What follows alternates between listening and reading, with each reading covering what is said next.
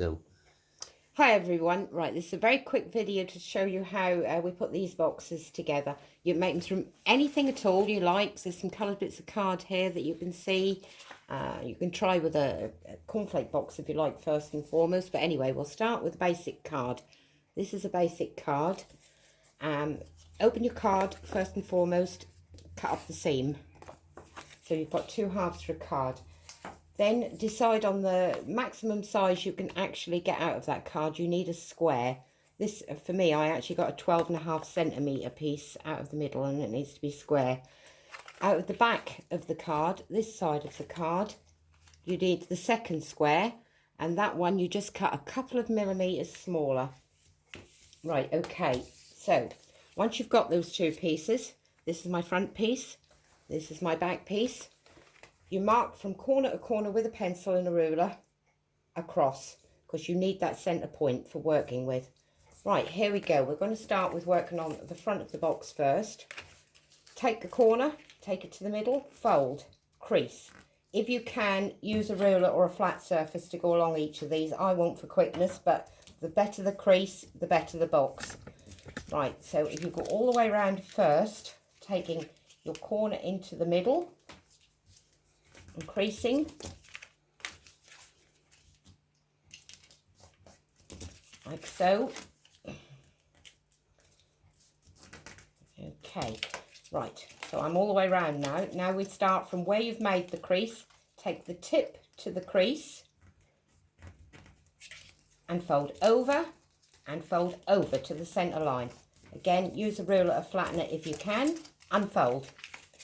Next corner, to the crease you've already made, into the middle, keep folding over till you reach that middle line. Back the other way, to the first crease you've made, over again, over to the centre and crease. Back to the first line you've made, over to the middle and crease. Now you'll see what you actually have there. I don't know whether it's showing up, but you actually have a grid all the way across the piece of cardboard. Now the most important one that you don't cut, I'm actually going to mark in pencil so you can see what you're doing. Right, in the middle there you've got 4 squares. Those just stay put where they are. Take your scissors, hold a point of a corner towards you, and accurately as you can, cut up to the corner of the box. Cut up to the corner of the box, turn it round so the opposite point is pointing to you. Cut up to the corner of the box, cut up to the corner of the box. Now turn to one of the other sides. First thing you do, the 2 little pointy corners, fold in. You tip, fold in. Fold it over once, and press down. All the time, press down. Fold in your flaps, like so, getting them as even as you can, and press down. Turn it around to the other side, do exactly the same again. 2 flaps in, tip in, over the top, end flaps in, 1, end flap in, 2, and give it a good squeeze. Right, lift up the sides, end flap over, push down and nip as hard as you can. Again, if you flatten the seams well, this will be a piece of cake. If you haven't, like me, it will be a lot of nipping. Right, okay, over the edge again with the other side, and give it a really good nip. And there you have it. Top of the box. Very pretty all the way around.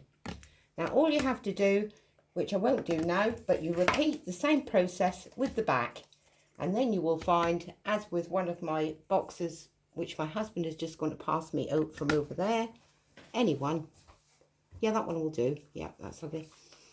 Right, okay, so that's your top of your box, which you can do in any size you like. Then you've got your bottom of your box, which is usually got whatever is on the back of the box.